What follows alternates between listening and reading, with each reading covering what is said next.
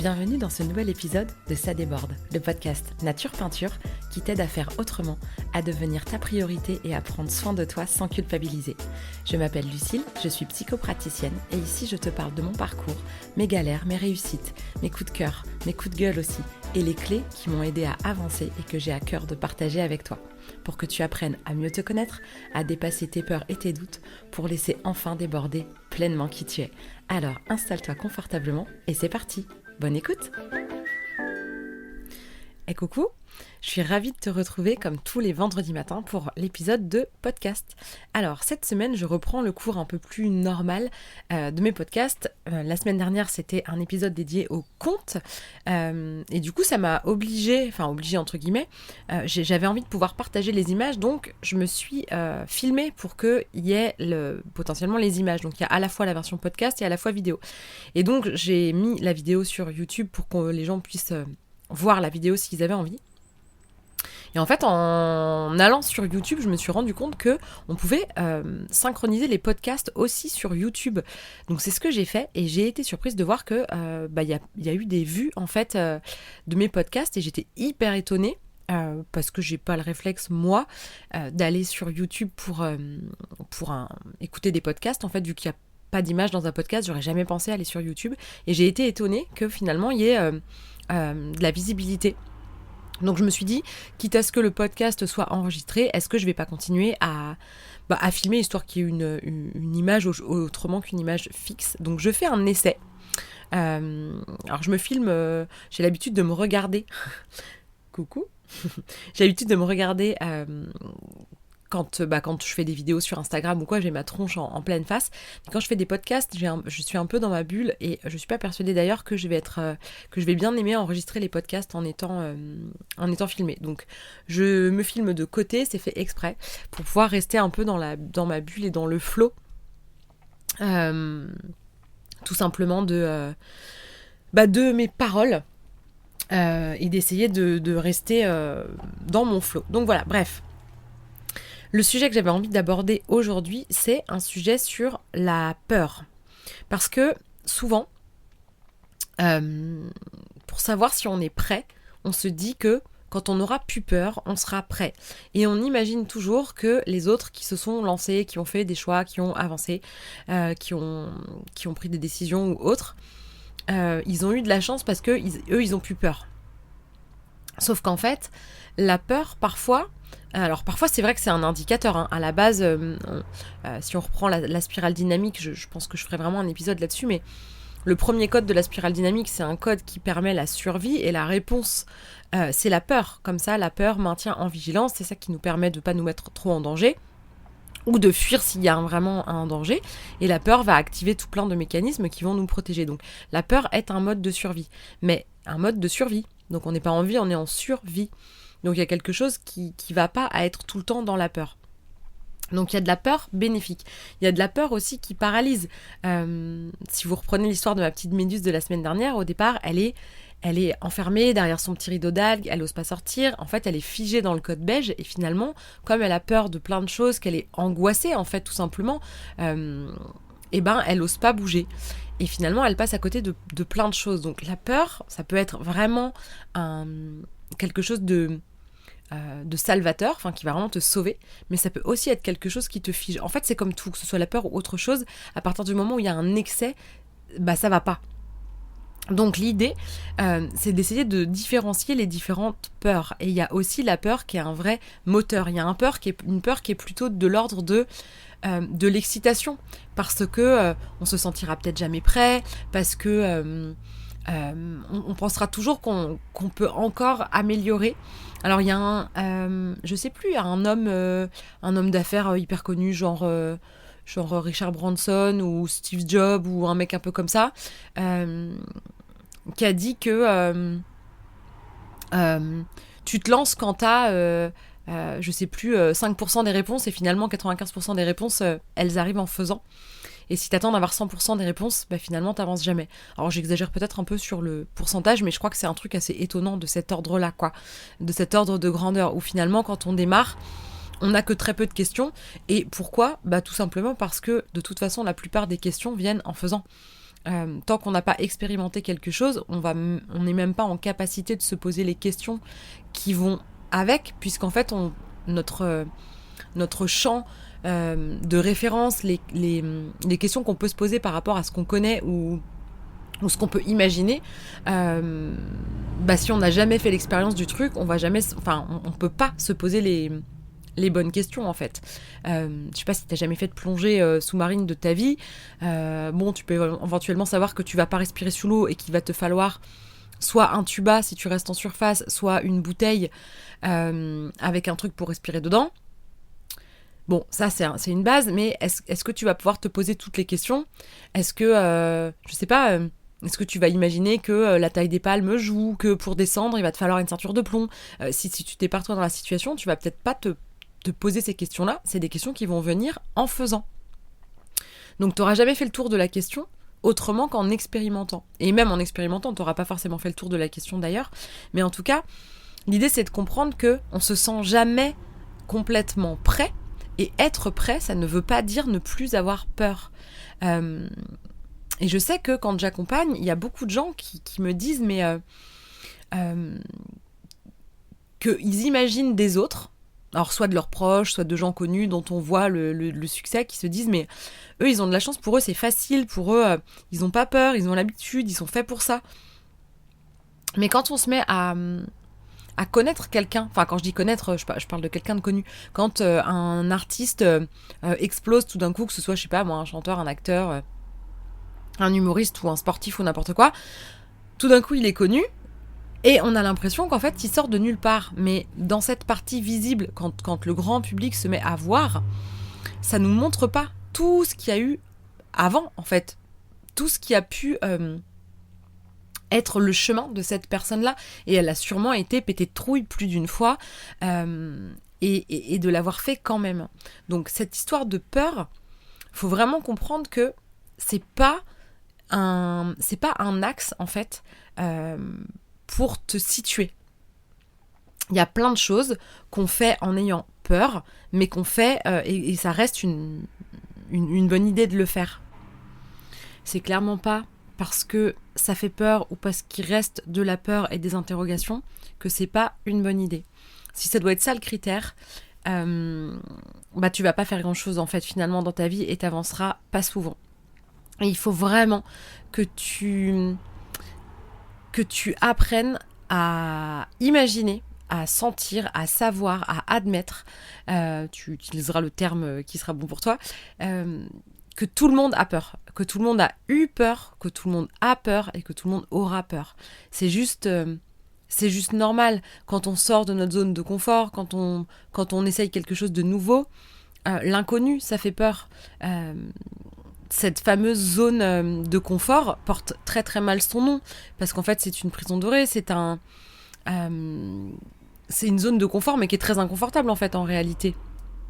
C'est pas du tout confortable d'être très, très limité en fait. Alors après on connaît par cœur et ça a quelque chose de rassurant, ça c'est sûr et certain. Maintenant, est-ce que le calcul est bon ? Est-ce que c'est la bonne manière de voir les choses ?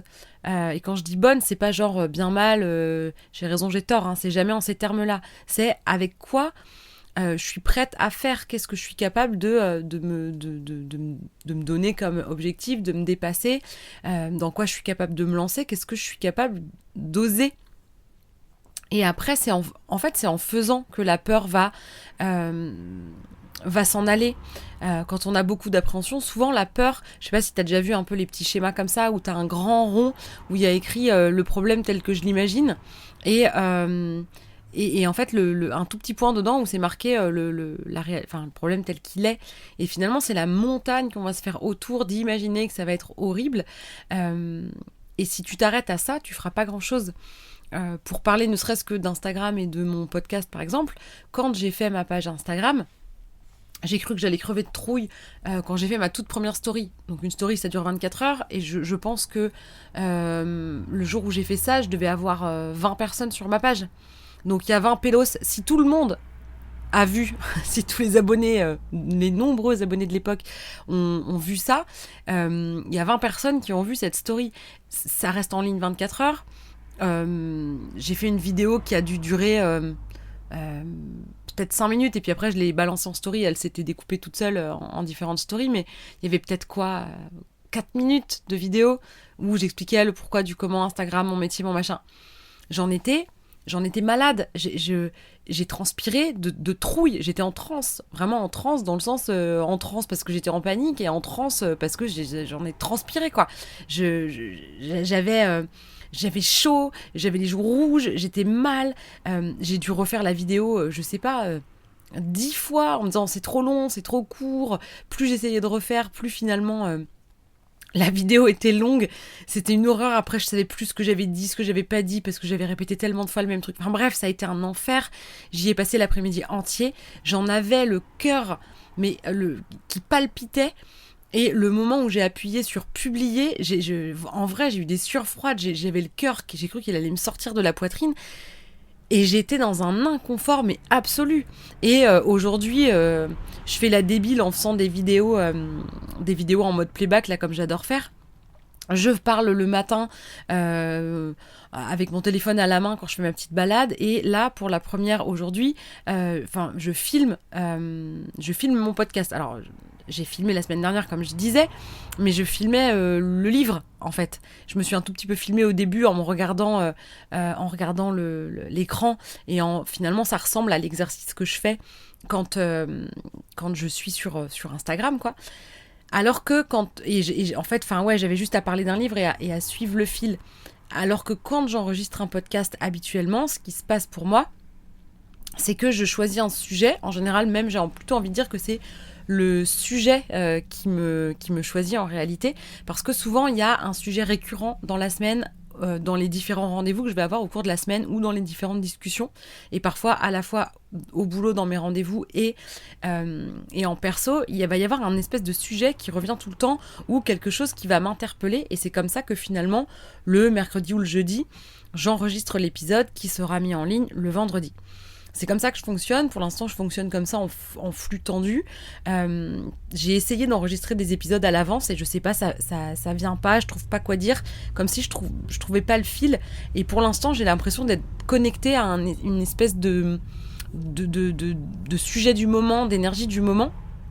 Et d'avoir du mal à le faire à l'avance. Alors la seule fois où j'ai réussi à enregistrer des épisodes à l'avance, c'était les épisodes d'astro. Parce que je savais très bien de quoi j'avais envie et besoin de parler pour vous parler d'astrologie. Et finalement, les sujets les uns après les autres, je les ai enregistrés à l'avance parce que j'ai fait ça sur cet été où j'avais pris un peu de vacances. Mais sinon, j'ai du mal à choisir un sujet et à en parler. Et il y a comme je sais pas, il y a un truc au moment où je diffuse qui fait que c'est très étrange. Ça passera peut-être, en tout cas pour l'instant, c'est comme ça que ça fonctionne. Et donc, quand le sujet me vient, ou s'impose à moi, ou que je le choisis d'une manière ou d'une autre, je prends une inspiration, je me centre et je me dis, ok, je vais parler de ce sujet-là pendant 30 minutes environ. Et j'ouvre les yeux, j'ouvre la bouche et je parle. Et en fait, ça défile tout seul. Je fais pas de plan, je me dis pas par quel bout je vais prendre le truc. Là, j'ai eu à plusieurs reprises dans la semaine, c'est un enjeu un peu de est-ce que je suis prête, est-ce que je suis pas prête, est-ce que je fais une bêtise parce qu'en fait j'ai peur et j'ai pas peur et je sais plus et je sais pas. Et j'ai fait le premier cercle de parole hier au sein de l'association Eorine qui était trop bien. D'ailleurs, j'ai eu des super retours, c'était vraiment, on a passé un chouette moment. J'ai un peu débordé, mais j'ai déjà fait pire. C'était pas si mal, perfectible, mais pas si mal. Et en tout cas, voilà, bref, on a passé un bon moment et on était sur, à la base, le choix. Comment on fait pour choisir, pour plus subir ou pour être à l'aise dans un choix qu'on fait et finalement de venir parler de la peur et de se sentir prêt. Je pense que finalement on tourne autour de la même notion de la peur de se tromper, de la peur de pas avoir anticipé certaines questions et que du coup au moment où elles vont arriver on n'ait pas les réponses et de se dire bah voilà j'étais pas prêt. Sauf que vraiment il faut comprendre que on apprend en faisant, que les questions viennent après. Il n'y a pas beaucoup de questions qui viennent avant. Si j'avais dû quand j'ai créé mon entreprise et que je suis devenue... j'ai même pas tant l'impression d'avoir créé une entreprise, j'ai surtout l'impression d'avoir dû faire une formalité administrative pour pouvoir faire mon métier de manière indépendante. Ça reste quelque chose qui pêche un petit peu de me dire, faut quand même que je suis chef d'entreprise en réalité. Mais moi, je me sens plus thérapeute que chef d'entreprise, même si au final, j'ai les deux casquettes. Avec celle de comptable, de community manager, de podcasteuse. Bref, j'ai 1000 casquettes, c'est aussi ce que j'aime. Mais chaque nouvelle étape m'a fait super peur. On parle de cette petite story qui m'a fait peur, et puis finalement, me voilà à l'aise devant les caméras. Enfin, pas devant les caméras, mais devant mon téléphone, en train de parler pour faire des stories Instagram ou de laisser des vidéos plus longtemps en ligne. Et ça, en fait, on pourrait imaginer que parce que ça, c'est devenu quelque chose de rassurant maintenant qui me fait plus peur. Ça me fait plus peur parce que j'ai l'habitude que, au pire, si la vidéo est foireuse, c'est quand même pas très grave, je vais pas mourir, et que je suis plus ok avec tout ça. Et ben, quand au mois de janvier, il a fallu, donc juste 3 ans après le début de mon entreprise, donc ça fait 3 ans que je suis sur les réseaux, peut-être pas 3 ans, mais bon, ça fait quand même plusieurs années que je suis sur les réseaux, que j'ai l'habitude de cet exercice. Avec de la vidéo en plus, donc c'est en général un cran au-dessus. C'est parfois plus facile de commencer par un podcast ou par des voix off ou des choses comme ça, plutôt que d'avoir son visage, de se regarder. En fait, c'est pas toujours facile. Au même titre que s'écouter, c'est pas toujours facile. Je sais pas si t'as déjà entendu ta propre voix au téléphone ou sur un répondeur ou quelque chose comme ça, ou dans un enregistrement. Souvent, on se reconnaît pas. Parce que notre voix telle qu'on l'entend de l'intérieur, c'est pas la même chose que ce que les gens entendent de l'extérieur. Donc ça fait toujours bizarre de s'entendre ou de se voir. Donc c'est pas un exercice très confortable. Mais à force, l'inconfort passe. Et on pourrait imaginer que parce qu'en vidéo je commence à être à l'aise, finalement le podcast ce soit quelque chose de beaucoup plus fluide et beaucoup plus facile. Je sais pas si tu te souviens, au mois de janvier, quand j'ai lancé mon podcast, j'ai fait une story. Et il y a eu tellement d'enjeux émotionnels dans la création de ce podcast, parce que c'est quelque chose dont j'ai rêvé, dont je me croyais pas capable techniquement, pas capable parce que peut-être je saurais pas quoi dire, pas capable d'être régulière et persévérante. Et on est 36 semaines après mon tout premier épisode, et je suis toujours là semaine après semaine, et je tiens pas dans quelque chose qui est de l'ordre d'une souffrance chaque semaine de devoir faire mon podcast. Je prends vraiment un grand plaisir à enregistrer mon épisode de podcast chaque semaine pour le mettre en ligne le vendredi matin. Et il y a quelque chose qui est très fluide parce que ça me prend 45 minutes, 40 minutes, parce qu'il y a à peu près 30 minutes d'enregistrement et juste le temps. Alors d'habitude j'enregistre dans CapCut. Si jamais tu as des idées de podcast ou si tu te demandes sur quoi je le fais, je le fais dans CapCut. Là du coup je suis dans QuickTime, un logiciel où il peut y avoir de la vidéo, parce que si quelqu'un sait si on peut se filmer dans CapCut, j'ai pas trouvé, ça se trouve on peut importer des vidéos, mais je crois pas qu'on puisse se filmer. Bref, donc je suis pas sur le même outil que d'habitude, et au même titre que mon premier podcast a été quelque chose qui m'a mis en transe, mais comme ma première story, et finalement c'est un épisode manifeste, c'est le 00, du coup en réalité c'est le 37e épisode aujourd'hui, qui porte le numéro 36 parce qu'il y a un numéro 00 qui est un mini-épisode de juste, ça y est, coucou, je suis en formation podcast, qu'est-ce que je fais là et pourquoi j'ai envie de faire un podcast. Et c'était tellement un projet où je m'étais dit, mais un jour je ferai un podcast, comme j'arrête pas de dire, un jour je ferai un oracle, et j'y suis toujours pas. Il y a quelque chose qui, quand ça devient réel, qui met complètement en transe. Et du coup, j'étais hyper stressée de mettre en ligne mon tout premier épisode, puis mon deuxième, puis mon troisième, et maintenant ça va. Et là, juste la semaine dernière, d'avoir modifié, d'avoir dû trouver comment filmer, avec quel logiciel, comment stocker, je peux pas faire avec mon téléphone, machin. Des nouvelles questions techniques qui viennent d'un seul coup, et de me dire, merde, mais comment je la diffuse ma vidéo ? Ok, il va falloir que je mette sur YouTube peut-être pour héberger. Je vais me faire une chaîne YouTube. Et en fait, c'est des questionnements qui viennent au fur et à mesure. Quand j'ai créé mon auto-entreprise en janvier 2021, jamais de la vie, j'aurais pu imaginer que j'allais devoir répondre à des questions comme comment je fais pour mettre mon podcast en format vidéo en ligne. C'était inenvisageable. Donc je n'avais pas toutes les réponses parce que je n'avais de toute façon pas toutes les mesures en fait de chaque step, et chaque étape m'a foutu une trouille monstrueuse. Et c'est pas parce que je suis passée par-dessus une trouille, qu'il n'y en aura pas une nouvelle. Et là, pour mon confort et parce que c'est comme ça que j'enregistre les podcasts, j'ai allumé la caméra et du coin de l'œil, là, j'aperçois l'écran de l'ordinateur où je distingue un petit peu l'image, quoi. Et je suis assez mal à l'aise parce que j'ai envie de fermer les yeux pour même pas voir cette image sur le côté. Pourquoi ? Parce que j'ai l'habitude d'être dans ma bulle, j'ai les yeux qui tournent, j'ai les yeux qui vont en l'air, je fais des trucs avec mes mains, je suis dans mon truc et il y a quelque chose, le podcast, il n'y a pas l'image normalement. Et ben du coup, moi qui ai l'habitude de l'image, là je sens que je suis pas confortable parce que je sais que c'est filmé, parce que je sais que je vais mettre ça sur YouTube et encore que il n'y a rien qui m'oblige. Je veux dire, il y a une bande son. Au pire, je récupère le son et je mets pas l'image et c'est un podcast comme d'habitude et c'est très bien. Mais je me dis, quitte à avoir synchronisé mon podcast sur YouTube, est-ce que c'est pas con d'avoir une image fixe ? En même temps, est-ce que ça a beaucoup d'intérêt de me voir de profil en train de parler face à un micro ? Peut-être qu'une image fixe, c'est très bien aussi. Peu importe. En tout cas, je vais essayer. Ça se trouve, je continuerai. Ça se trouve, j'arrêterai. En fait, j'en sais rien et j'en sais rien parce que je l'ai pas encore fait. Donc c'est ça aussi qu'il faut que tu sentes. C'est que tu seras pas prêt. Tu te sentiras pas forcément prêt parce qu'il n'y a plus rien qui te freine. Tu te sentiras... En fait, tu seras prêt quand tu seras OK de passer par-dessus tes freins, tes peurs, tes interrogations, ta peur de te tromper. Parce qu'en fait, tu peux toujours changer d'avis. Et si tu laisses la peur te paralyser, tu vas faire comme Lily, la petite méduse que j'ai racontée la semaine dernière. Tu vas rester figé chez toi et tu vas passer à côté de plein de choses. Alors en faisant, tu vas aussi faire des erreurs. Peut-être qu'il y a des choses que tu regretteras, que tu te diras putain, j'aurais jamais dû si j'avais pas fait ça. Mais il y a aussi des choses qui seront extraordinairement positives qui vont t'arriver. Donc ne laisse pas la peur être le seul moteur. Alors je sais plus comment je termine mon livre, mais il y a un truc comme ça où je dis que quand Lily regardera son tentacule et qu'elle verra la tache beige, elle se rappellera que la peur, c'est aussi un moyen de se protéger, mais parce qu'il y aura eu toutes les autres couleurs de tous les autres modes de la spirale dynamique, parce que c'est ça en dessous, elle se rappellera qu'il y a aussi d'autres réponses possibles et d'autres manières de faire, et que la peur n'est pas la seule réponse, et que si elle maintient en vie, c'est vrai qu'elle contribue à maintenir en vie. Si on n'avait pas peur, on serait tous morts, je pense. On se serait mis en danger, on aurait sauté par un toit en se disant est-ce que je sais voler ? Et si on n'a pas peur de mourir en bas, on meurt. Hein. Donc la peur, ça permet de survivre.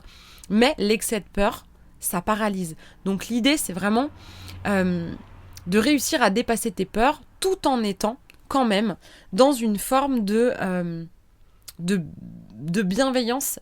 Si tu vois que c'est trop dur de dépasser ta peur sur ce coup-là, au lieu de t'enfoncer la tête dans le sable encore plus fort et de te dire que t'es trop nul parce que décidément t'arrives pas à dépasser ta peur, tu peux aussi avoir l'indulgence de te dire bon, aujourd'hui j'ai toujours pas réussi, je sais que c'est ça qu'il faut que je fasse, ça me fait peur, je réessaye demain. Et en étant encourageant avec soi-même, indulgent avec soi-même. C'est toujours ce que je dis quand j'accompagne. Soyez indulgent envers vous-même, bordel de merde.